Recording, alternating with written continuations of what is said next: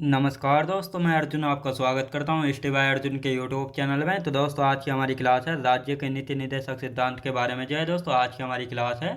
तो दोस्तों, वीडियो को अंत तक जरूर देखना ताकि सभी क्वेश्चन जो है आपको आसानी से याद हो जाएं। साथ ही दोस्तों, अगर आप हमारे चैनल पर पहली बार आएँ तो हमारे चैनल को भी सब्सक्राइब कर लीजिएगा, साथ ही बेल आइकन को प्रेस कर लीजिएगा ताकि हमारे आने वाले वीडियो का नोटिफिकेशन जो है आप तक पहुँचता रहे। चलिए दोस्तों, वीडियो को स्टार्ट करते हैं। यानी आज की क्लास में हम जानने वाले हैं राज्य के नीति निर्देशक सिद्धांत के बारे में। तो दोस्तों, यहाँ पे हेडिंग डालेंगे राज्य के नीति निर्देशक सिद्धांत।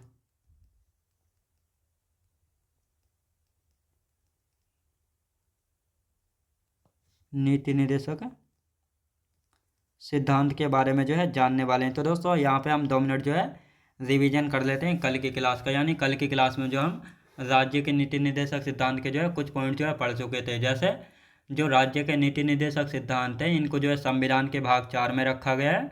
और संविधान के भाग 4 की यदि बात करते हैं तो इसमें आर्टिकल की बात करेंगे तो आर्टिकल 36 से लेकर 51 तक हैं।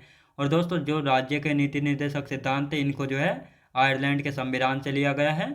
और इनका उद्देश्य क्या था? कल्याणकारी राज्य की स्थापना करना इनका उद्देश्य है। कल्याणकारी राज्य क्या होता है? जैसे दोस्तों, सब किसी भी राज्य में जो है सभी को निश्चिंत या अनुचित जो है न्याय मिल सके, यानी सभी को निश्चिंत न्याय की या सुनिश्चित न्याय की जो है व्यवस्था हो सके और सभी को जो है समान अवसर जो है प्राप्त हो सके। तो इसीलिए जो है कल्याणकारी राज्य की स्थापना के लिए इनका उद्देश्य था।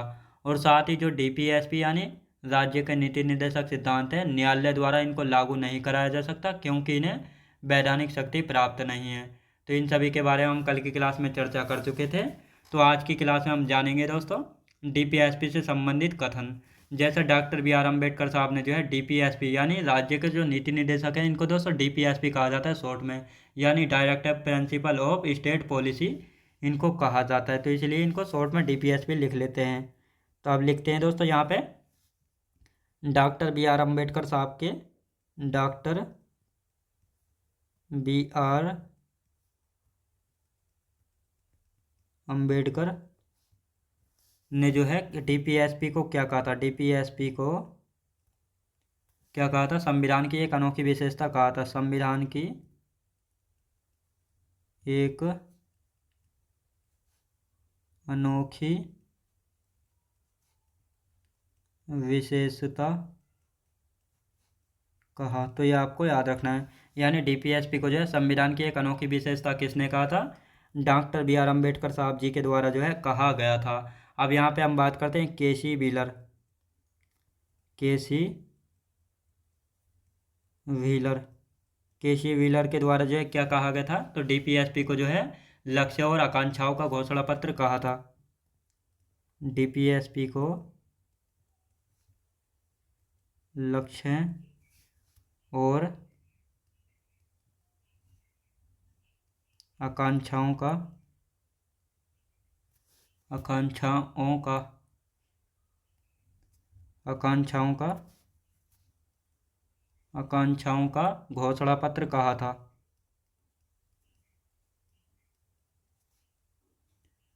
तो ये आपको याद रखना है। यानी डीपीएसपी को जो है लक्ष्य और आकांक्षाओं का घोषणा पत्र किसने कहा था?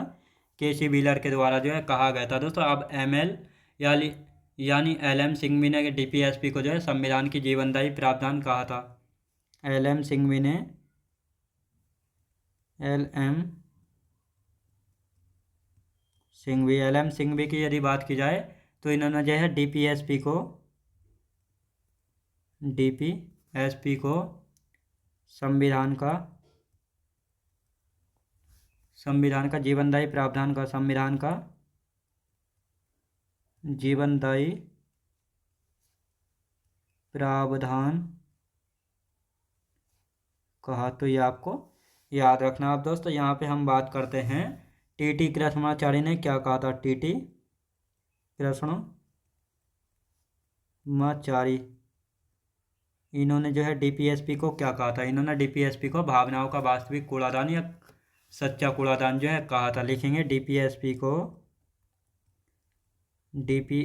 को वास्तविक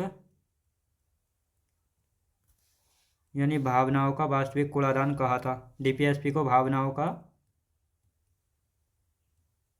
भावनाओं का वास्तविक कूड़ादान कूड़ादान या सच्चा कूड़ादान कहा था, सच्चा कूड़ादान कहा। तो ये आपको याद रखना है। अब दोस्तों यहाँ पे हम नोट करके लिखेंगे, कानून बनाते समय जो है डीपीएसपी को जो है ध्यान में रखना चाहिए, यानी कानून बनाते समय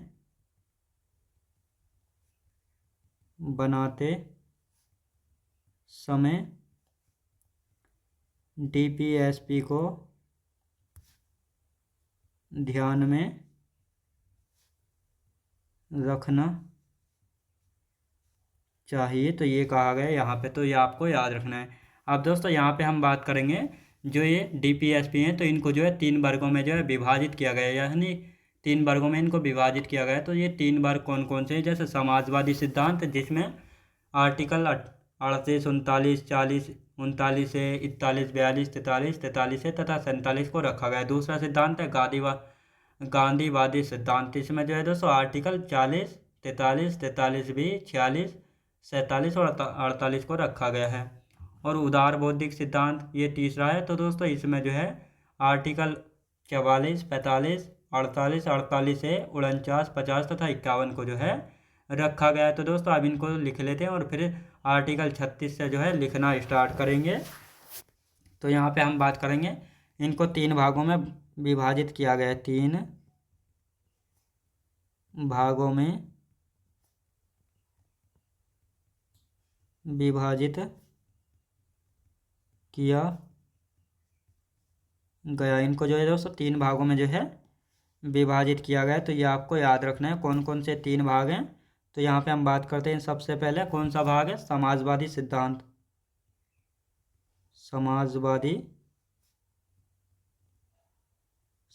समाजवादी सिद्धांत की यदि बात की जाए तो इसमें आर्टिकल यानी अनुच्छेद की बात करते हैं। तो कौन कौन से अनुच्छेद रखे गए हैं इसमें?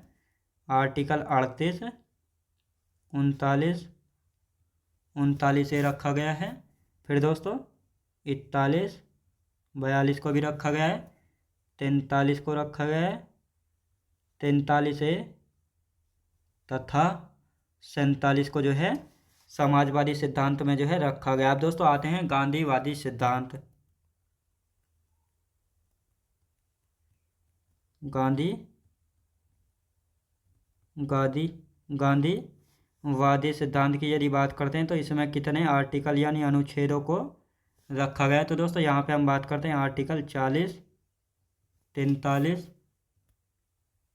43 बी को रखा गया है, 46 को रखा गया है, 47 और 48 को रखा गया। अब दोस्तों तीसरा भाग आता है जिसको दोस्तों उदार बौद्धिक सिद्धांत, उदार बौद्धिक सिद्धांत।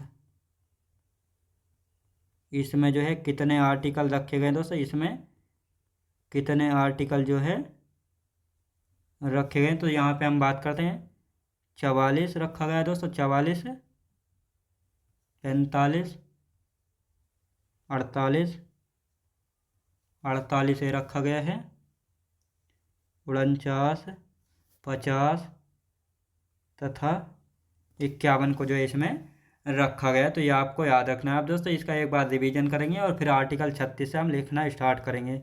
यानी दोस्तों जो डीपीएसपी यानी राज्य के नीति निर्देशक सिद्धांत है, इनको जो है डॉक्टर बी आर अम्बेडकर साहब ने क्या कहा था? डीपीएसपी को संविधान की एक अनोखी विशेषता जो है कहा था। किसने? डॉक्टर बी आर अम्बेडकर साहब ने। केसी व्हीलर के द्वारा डीपीएसपी को लक्ष्य और आकांक्षाओं का घोषणा पत्र जो है कहा गया था। LM सिंघवी के द्वारा डीपीएसपी को संविधान का जीवनदायी प्रावधान जो है कहा गया है। और TT कृष्णाचारी ने जो है डीपीएसपी को भावनाओं का वास्तविक कूड़ादान या सच्चा कूड़ादान जो है कहा है। यहाँ पर नोट करके लिखेंगे हम, यानी कानून बनाते समय जो है डीपीएसपी को ध्यान में रखना चाहिए, तभी कानून बनाना चाहिए। अब दोस्तों डीपीएसपी को 3 भागों में विभाजित किया गया है। पहला है समाजवादी सिद्धांत, जिनमें आर्टिकल 38, 39, 39 से 41, 42, 43, 43 से तथा 47। गांधीवादी सिद्धांत में अनुच्छेद 40, 43, 43 भी, 46, 47, 48। उदार बौद्धिक सिद्धांत में अनुच्छेद 44, 45, 48, 48 से 49, 50 और 51। तो दोस्तों इसमें से कुछ आर्टिकल ऐसे हैं जो तीनों भागों में आते हैं, तो बिल्कुल कन्फ्यूज नहीं होना और ना ही कोई दिक्कत लेनी है। तो कोई बात नहीं, तीनों में आ रहे हैं तो कोई नहीं। अब दोस्तों यहाँ पे हम आर्टिकल 36 की बात करते हैं। आर्टिकल 36 में किसके बारे में बताया गया है?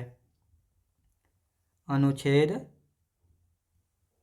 36। अनुच्छेद 36 की यदि बात की जाए तो अनुच्छेद 36 में किसके बारे में बताया गया है? तो दोस्तों यहाँ पे हम बात करते हैं आर्टिकल 36। आर्टिकल 36 में जो है राज्य की परिभाषा के बारे में बात की गई है, और साथ ही दोस्तों राज्य की परिभाषा जो है आर्टिकल 12, 36 और 152 में, यानी इन तीनों आर्टिकलों में जो है राज्य की परिभाषा के बारे में जो है बात की गई है। और दोस्तों यहाँ पर राज्य से मतलब है राष्ट्र की परिभाषा, यानी हमारे देश की परिभाषा से मतलब है। अब दोस्तों आर्टिकल 37 की यदि बात की जाए तो इसमें डीपीएसपी को किसी भी न्यायालय द्वारा लागू नहीं कराया जा सकता, क्योंकि ये वाद योग्य नहीं है। यानी दोस्तों यहाँ पर कहा गया है अगर कोई राज्य के नीति निर्देशक सिद्धांतों का उल्लंघन करता है तो उस पर जो है कोई भी कानूनी कार्यवाही नहीं की जाएगी। तो ये कहा गया आर्टिकल 37 में। अनुच्छेद 38 वन में कहा गया है राज्य का कर्तव्य है कि वह लोगों के लिए सामाजिक, आर्थिक एवं राजनीतिक न्याय प्रत्येक व्यक्ति के लिए सुनिश्चित करे। यानी आर्टिकल 38 वन में कि राज्य का कर्तव्य है कि वह लोगों के लिए सामाजिक, आर्थिक एवं राजनीतिक न्याय जो है प्रत्येक व्यक्ति के लिए सुनिश्चित या निश्चिंत करे, या ताकि सभी लोगों को जो है चाहे आर्थिक हो, राजनीतिक हो या सामाजिक हो, सभी लोगों को सुनिश्चित न्याय मिल सके। तो आर्टिकल 38 के वन में कहा गया है। आर्टिकल 39 में सामाजिक एवं आर्थिक कल्याण को बढ़ावा देना, यानी आर्टिकल 39 में कहा गया है सामाजिक एवं आर्थिक कल्याण को बढ़ावा देना। आर्टिकल 39 के क्या में कहा गया है सभी को समान रूप से न्याय तथा आर्थिक रूप से कमजोर व्यक्तियों को निःशुल्क विधिक सहायता की व्यवस्था। और साथ ही आर्टिकल 39A को जो है 42वां संविधान संशोधन अधिनियम 1976 के तहत जो है जोड़ा गया था। तो दोस्तों अब इन आर्टिकलों को जो है लिख लेते हैं, फिर आगे बात करेंगे।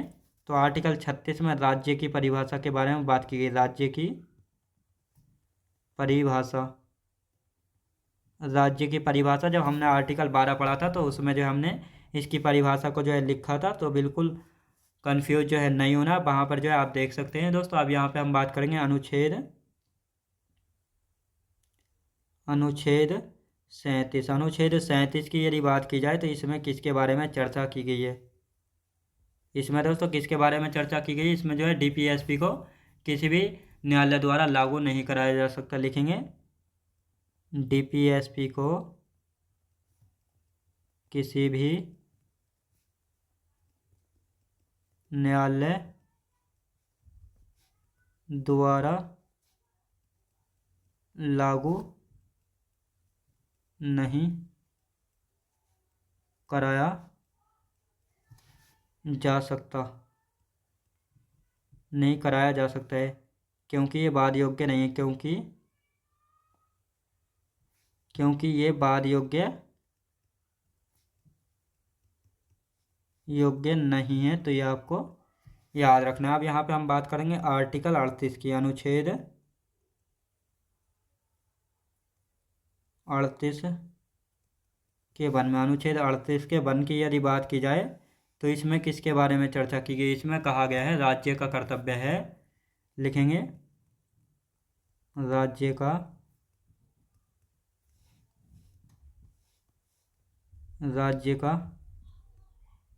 कर्तव्य है कि वह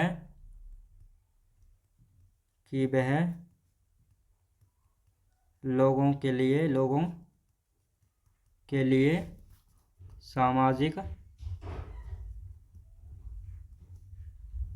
सामाजिक,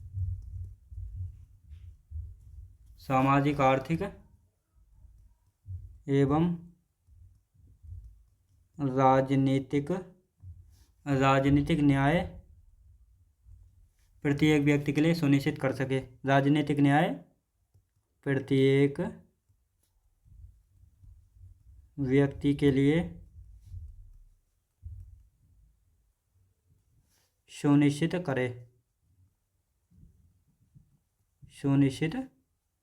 करे। तो ये कहा गया आर्टिकल 38 में। अब दोस्तों यहाँ पे हम बात करते हैं अनुच्छेद 39 में। अनुच्छेद उनतालीस की यदि बात की जाए तो अनुच्छेद 39 में जो है किसके बारे में चर्चा की है, तो यहाँ पे देखेंगे आर्टिकल जो है 39 में, इसमें कहा गया है दोस्तों सामाजिक एवं आर्थिक कल्याण को बढ़ावा देना। सामाजिक एवं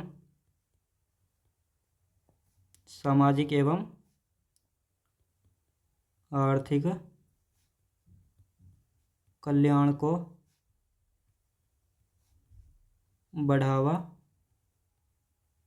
देने के बारे में इसमें बताया गया दोस्तों। अब बात आती है आर्टिकल 39 के की। अनुच्छेद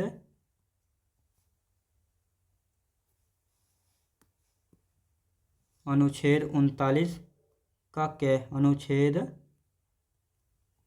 39 का क्या है दोस्तों। अब इसके बारे में जो है कहाँ पे चर्चा की गई, आर्टिकल 39 के क्या में जो है हम बात करते हैं यहाँ पे कि सभी को जो है समान रूप से न्याय तथा आर्थिक रूप से कमजोर व्यक्तियों को निःशुल्क विधिक सहायता की व्यवस्था करना।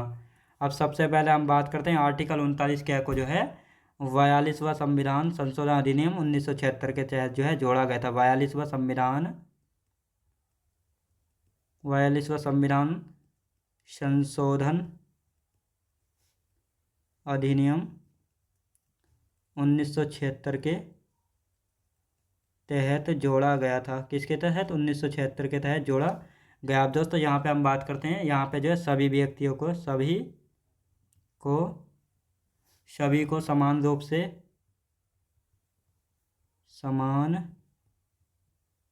से न्याय तथा आर्थिक रूप से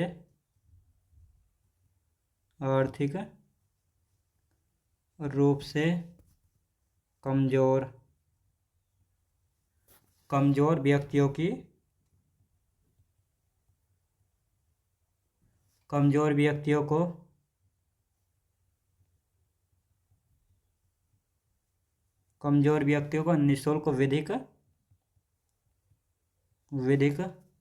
सहायता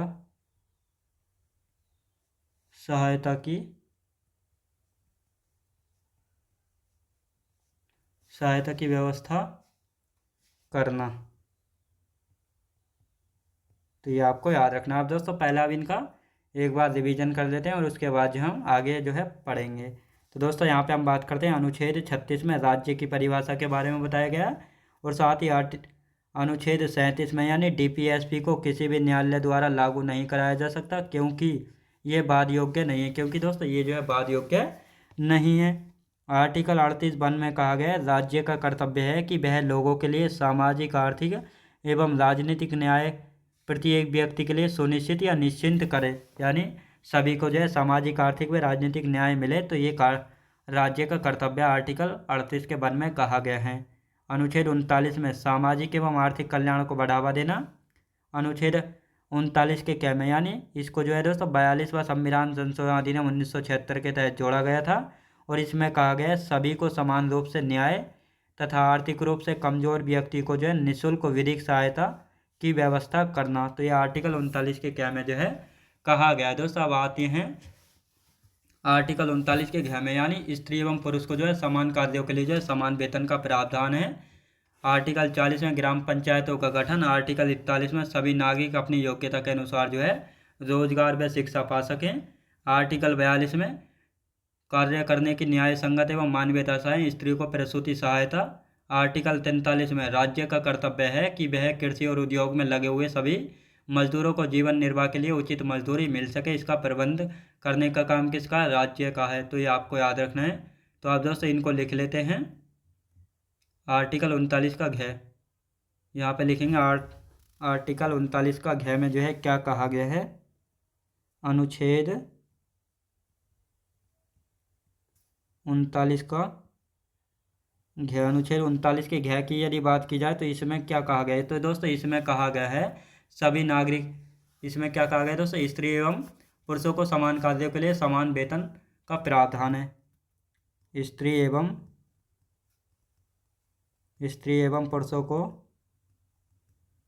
पुरुषों को समान कार्य के लिए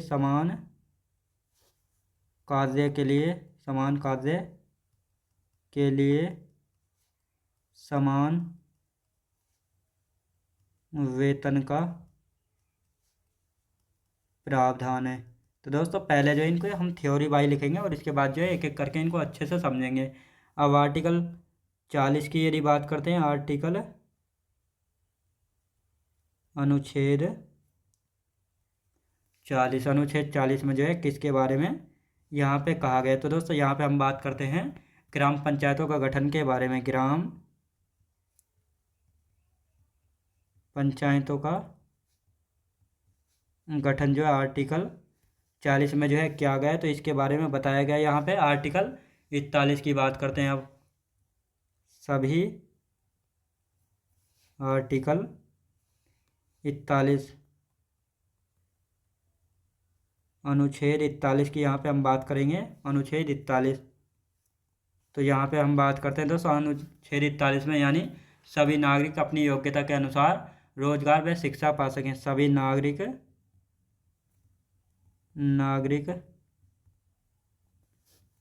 अपनी योग्यता के अनुसार, अपनी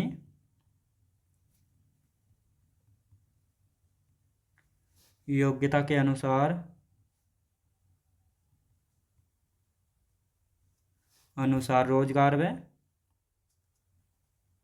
रोजगार व शिक्षा पा सकें।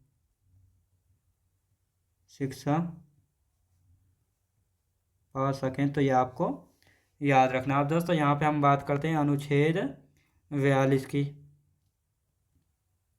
अनुच्छेद 42 में जो है किसके बारे में चर्चा की गई? तो यहाँ पे हम बात करेंगे अनुच्छेद 42 की, यानी कार्य करने की न्याय संगत एवं मानवीय दशाएं। कार्य करने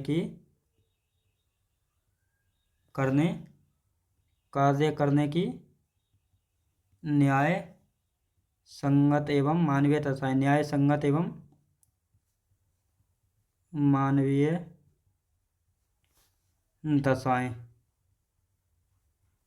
दशाएं। साथ ही दोस्तों स्त्रियों को प्रसूति सहायता, स्त्रियों को प्रसूति सहायता। अब दोस्तों आर्टिकल 43 की हम बात करते हैं। अनुच्छेद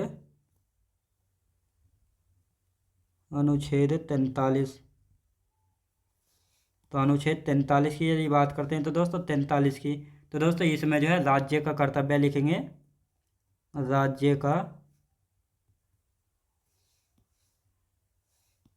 राज्य का कर्तव्य है कि वह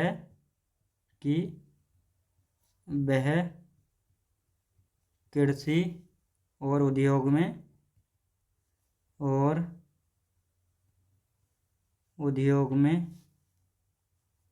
लगे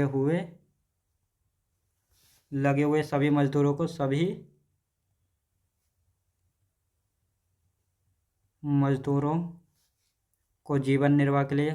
को जीवन निर्वाह के लिए उचित मजदूरी मिल सके। इसका प्रबंध करने का किसका काम है? राज्य का काम है। तो दोस्तों अब यहाँ पे हम बात करते हैं, इसका एक बार रिवीजन करेंगे। तो यहाँ पे हम बात करते हैं अनुच्छेद 39 के घ में, यानी स्त्री एवं पुरुषों को जो है समान कार्यों के लिए समान वेतन का प्रावधान है। तो दोस्तों यहाँ पे कहा गया 39 के घ में, यानी स्त्री एवं पुरुष अगर कोई समान कार्य करते हैं तो उनके लिए जो है समान वेतन का प्रावधान है। अनुच्छेद 40 में अनुच्छेद 40 में जो है ग्राम पंचायतों का गठन के बारे में। अनुच्छेद 41 में सभी नागरिक जो है अपनी योग्यता के अनुसार रोजगार व शिक्षा पा सकें। आर्टिकल 42 की यदि बात करते हैं तो इसमें कार्य करने की न्याय संगत एवं मानवीय दशाएं, यानी स्त्रियों को प्रसूति सहायता, यानी यहाँ पे कहा गया अगर स्त्री गर्भवती है तो उसको जो है 6 महीने की छुट्टी मिल सकती है और साथ ही दोस्तों उसकी जो है सैलरी आती रहेगी। तो ये आर्टिकल 42 में कहा गया है। आर्टिकल 43, यानी राज्य का कर्तव्य है कि वह कृषि और उद्योग में लगे हुए सभी मजदूरों को जीवन निर्वाह के लिए उचित मजदूरी मिल सके। यानी इसमें कहा गया है जो कृषि एवं उद्योग में लगे हुए मजदूर हैं तो उनको जो है इतनी मजदूरी या सैलरी मिल सके ताकि वे अपना जीवन यापन चला सकें, अपने 2 टाइम की रोटी खा सकें और बच्चों को पाल सकें। तो ये राज्य का कर्तव्य है कम से कम उनको इतनी मजदूरी का प्रबंध करना। तो ये आपको याद रखना। अब दोस्तों यहाँ पे हम बात करते हैं आर्टिकल 43 के कै में। आर्टिकल 43 के कै की यदि बात करते हैं तो इसमें कर्मचारियों को औद्योगिक संस्थानों के प्रबंधन में भागीदार बनाया जा सके। और साथ ही दोस्तों आर्टिकल 43 के ख की हम बात करते हैं तो इसमें राज्य सहकारी समितियों का गठन। और साथ ही आर्टिकल 44 की यदि बात करते हैं तो इसमें समान नागरिक संहिता के बारे में बताया गया है।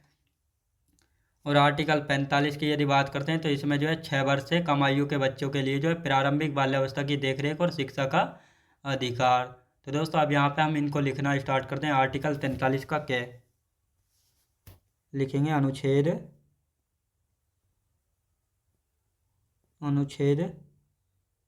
43 का क्या। अब सबसे पहले बात आती है आर्टिकल 43 के क्या को जो है किस अधिनियम के तहत जो है जोड़ा गया था। तो दोस्तों इसको हम बात करते हैं 42वां संविधान संशोधन, 42वां संविधान संशोधन अधिनियम 1992 के द्वारा 1992 नहीं 1976 के तहत जोड़ा गया था। दोस्तों इसको जो है 1976 के तहत जो है जोड़ा गया था। अब दोस्तों इसमें बात किसके लिए की गई है? इसमें कर्मचारियों को औद्योगिक संस्थानों के प्रबंधन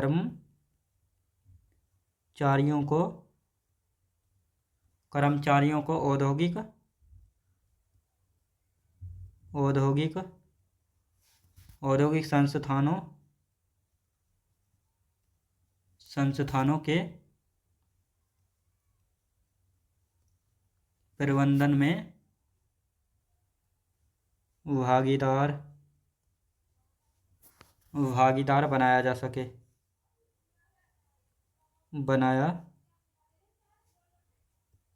सके। तो यहाँ पे कहा गया है कर्मचारियों को औद्योगिक संस्थानों के प्रबंधन में जो है भागीदार बनाया जा सके। अब दोस्तों यहाँ पे हम बात करते हैं आर्टिकल 43 का ख, अनुच्छेद 43 का ख। दोस्तों इसमें किसके बारे में बात की गई है? तो इसमें कहा गया है, सबसे पहले हम बात करते हैं इसको जो है 57वां संविधान संशोधन अधिनियम, 57वां संविधान संशोधन अधिनियम 1997 की यदि बात कर जाए इसको जो है 2011 के तहत जो है जोड़ा गया था। कब दोस्तों? 2011 के तहत जो है जोड़ा गया था। अब दोस्तों इसमें जो है किसके बारे में? राज्य सहकारी समितियों का गठन के बारे में बताया गया। राज्य सहकारी समितियों का गठन के बारे में, समितियों का गठन के बारे में जो है बताया गया है। दोस्तों अब यहाँ पे हम बात करते हैं अनुच्छेद 44 की। अनुच्छेद 44 की यदि बात की जाए तो अनुच्छेद 44 में जो है यहाँ पे किसके बारे में बताया गया है? दोस्तों इसमें जो है बताया गया समान नागरिक संहिता के बारे में, समान नागरिक संहिता के बारे में बताया गया। दोस्तों यहाँ पे हम बात करते हैं प्रथम